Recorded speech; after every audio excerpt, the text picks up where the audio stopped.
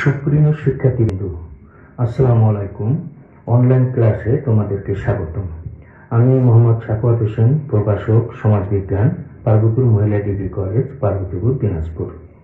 আজকে উচ্চ মাধ্যমিক প্রথম বর্ষের অষ্টম অধ্যায় নিয়ে আলোচনা করব।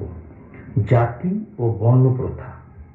সামাজিক স্তরবিন্যাসের অন্যতম একটি রূপ হচ্ছে জাতি ও বর্ণ প্রথা। বর্ণ প্রথার ইংরেজি প্রতিশব্দ হচ্ছে ক্যাস্টে। এটি পর্তুগিজ শব্দ ক্যাস্টা থেকে এসেছে, যার অর্থ বংশধর, কুল বা জাতি বা বংশগত গুণের ভিত্তিতে বিশেষ কোনো মানব গোষ্ঠী। এটি বিশেষ ধরনের সামাজিক অসমতা ভিত্তিক জাতিভেদের প্রথাকে বোঝানোর জন্য পর্তুগিজরা ক্যাস্টে শব্দটি ব্যবহার করে। এটি প্রথম ব্যবহৃত হয়েছিল ভারতীয় সমাজ ব্যবস্থার পরিপ্রেক্ষিতে, কেননা স্থিতিশীলতা ও ব্যাপকতা ও প্রাচীনতার দিক থেকে ভারতীয় সমাজে জাতিবর্ণের উৎকৃষ্ট উদাহরণ। অন্য সমাজেও বর্ণপ্রথার অস্তিত্ব ছিল।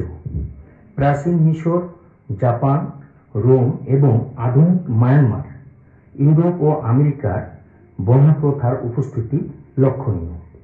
ভারতীয় সমাজ ব্যবস্থায় এখনো হিন্দু ধর্মাবলম্বীদের মধ্যে বর্ণপ্রথার প্রচলন রয়েছে, তবে এর উৎপত্তি সম্পর্কে সুস্পষ্ট কোনো দলিল নেই।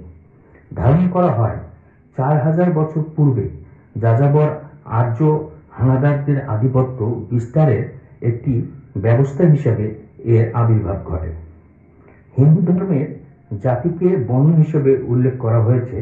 এ বেটেল তার ক্যাস্টে, ক্লাস অ্যান্ড পাওয়ার নামক গ্রন্থে বর্ণপ্রথা সম্পর্কে বলেছেন, বর্ণপ্রথাকে কিছু লোকের ক্ষুদ্র এবং নাম বিশিষ্ট একটি দল হিসেবে সংজ্ঞায়িত করা যেতে পারে। এটি অন্তর্বিবাহ ও বংশধারার ভিত্তিতে সদস্যপদ এবং একটি সুনির্দিষ্ট জীবনধারার ভিত্তিতে বৈশিষ্ট্য মণ্ডিত।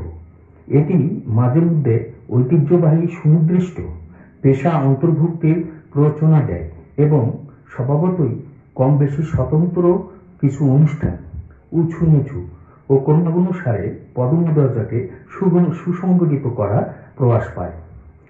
তিনি বটমর এর মতে বর্ণপ্রথা হচ্ছে একটি অর্থনৈতিক বিভাজন।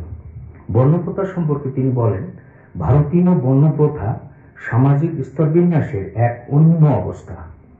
বর্ণপ্রথা প্রত্যক্ষভাবে অর্থনৈতিক পার্থক্যের সাথে সংশ্লিষ্ট কিছু সাধারণ বৈশিষ্ট্য ধারণ করে। জাতির অর্থনৈতিক গুরুত্ব সুস্পষ্ট। তারা পেশাভিত্তিক দলের অপরিহার্য অংশ। ঐতিহ্যবাহী গ্রামীণ অর্থনীতিতে বর্ণপ্রথা দ্রব্য এবং সেবার বিনিময়ে ব্যাপকভাবে যন্ত্রপাতি সরবরাহ করে থাকে। টিএস মার্শেলের মতে বর্ণপ্রথা হচ্ছে ধর্মীয় প্রতিষ্ঠান, আচার অনুষ্ঠান ও বিশুদ্ধার একে অন্য থেকে ক্রমাগতভাবে সুসংগঠিত ও পৃথকীকরণ। হিন্দু শাস্ত্রে 4টি বর্ণের কথা উল্লেখ করা হচ্ছে, যথা ব্রাহ্মণ, ক্ষত্রিয়, বৈশ্য ও শূদ্র। ব্রাহ্মণরা প্রধানত ধর্ম ও বিদ্যা চর্চা করেন, আর ক্ষত্রিয়রা যোদ্ধা হিসেবে পরিচিত। বৈশ্যরা হচ্ছে ব্যবসায়ী শ্রেণী, আর সবচেয়ে নিচু জাতের পেশাজীবী শ্রেণী হচ্ছে শূদ্র। বর্ণপ্রথার সামাজিক অবস্থান, মর্যাদা, অধিকার ও দায়িত্ব ও কর্তব্য এবং বিভিন্ন সুযোগ সুবিধা সবকিছুই পূর্ব নির্ধারিত থাকে। জন্মগতভাবেই সবকিছুই নির্ধারিত হয়। এই অবস্থায় ইচ্ছা করলেও ব্যক্তি তার জাত পরিবর্তন করতে পারে না। শূদ্র কখনো ব্রাহ্মণ হতে পারে না। বিবাহের ক্ষেত্রেও বর্ণপ্রথা মেনে চলা হয়।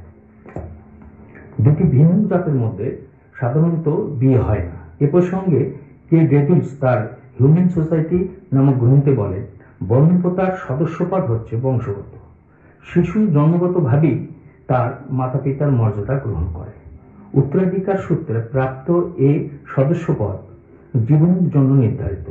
বিবাহে পাত্রপাত্রী পছন্দ কঠোরভাবে স্বগোত্রীয়।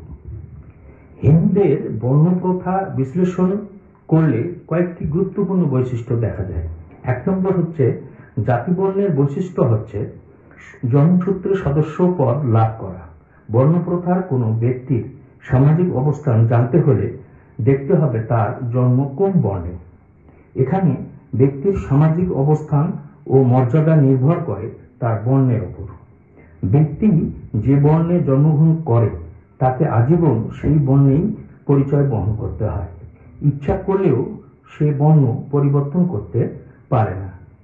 কোন ব্যক্তি যদি বর্ণপ্রথার নিয়মনীতি ভঙ্গ করে অন্য কোনো বর্ণে বিবাহ না করে তাহলে তার সন্তান ও সন্তানটি একই বর্ণে পরিচয় বহন করবে। 2 নম্বর হচ্ছে হিন্দু ধর্মের 4টি বর্ণের কথা বলা হয়েছে। এগুলো হচ্ছে ব্রাহ্মণ, ক্ষত্রিয়, বৈশ্য ও শূদ্র। এই বর্ণগুলো ধারাবাহিকভাবে জাতিবর্ণ হিসেবে পরিচিত হয়ে ওঠে। ধারণ করা হয় ব্রক্ষার মুখ থেকে ব্রাহ্মণের জন্ম। ক্ষত্রিয় বর্ণের সৃষ্টি হয় ব্রক্ষার বাহু থেকে। ব্রক্ষার উরু থেকে জন্মগ্রহণ করে বৈশ্য। আর শূদ্রদের সৃষ্টি করা হয় ব্রক্ষার পায়ের পাতা থেকে। 3 নম্বর হচ্ছে বর্ণপ্রথার আরেকটি গুরুত্বপূর্ণ দিক হচ্ছে সামাজিক অবস্থান ও মর্যাদার ক্ষেত্রে বর্ণগুলোর ক্রমবিন্যাস। বর্ণগুলো উঁচু থেকে নিচু ও ধারার ক্রমানুসারে বিন্যস্ত। এ ক্রম বিকাশের উচ্চ ধারায় রয়েছে ব্রাহ্মণ জাতিবর্ণ এবং নিম্নমানে রয়েছে শূদ্র। 4 নম্বর হচ্ছে অতীতে হিন্দু ধর্মে ব্যক্তির পেশা নির্ধারিত হতো বর্ণপ্রথা অনুযায়ী। তাই পেশা পরিবর্তন করা খুব সহজ সাধ্য ছিল না। তাছাড়াও বর্ণপ্রথাকে শ্রম বিভাজন ব্যবস্থা বলে অনেকেই যুক্তি দিয়েছেন এবং বিশেষ বিশেষ ক্ষেত্রে দক্ষতা অর্জনের সুযোগে কথা বলে বর্ণপ্রথাকে সামাজিক স্বীকৃতি দিয়েছেন। তবে বর্তমানে পেশা নির্ধারণের ক্ষেত্রে বর্ণপ্রথা খুব একটা প্রভাব বিস্তার করে না। আধুনিক শিক্ষায় শিক্ষিত হয়ে অনেক নিম্নবর্ণের লোকও ডাক্তার, প্রকৌশলী, শিক্ষাবিদ ও আইনজীবী হচ্ছে। 5 নম্বর হচ্ছে বর্ণপ্রথার আরেকটি গুরুত্বপূর্ণ বৈশিষ্ট্য হচ্ছে বর্ণভুক্ত ব্যক্তির দৈনন্দিন জীবনের উপর কিছু সীমাবদ্ধতা আরোপ করা। অর্থাৎ এক বর্ণের ব্যক্তি অন্য বর্ণের ব্যক্তির সাথে স্বাভাবিকভাবে মেলামেশা করতে পারবে না, কেননা এক বর্ণের সঙ্গে অন্য বর্ণের মেলামেশার উপর বিধি নিষেধ আরোপ করা হতো। যেমন এক বর্ণের লোক অন্য বর্ণের লোকের কাছ থেকে খাবার বা পানীয় গ্রহণ করতে পারবে না। সাধারণত যারা নিজেদেরকে উৎকৃষ্ট বলে মনে করত তারা তাদের দৃষ্টিতে নিম্ন বর্ণের লোকদেরকে এড়িয়ে চলত, কিন্তু বর্তমানে এই প্রবণতাও হ্রাস পাচ্ছে। বর্ণপ্রথা এখন আর মানুষের মেলামেশা ও বন্ধুত্বকে বাধাগ্রস্ত করে না।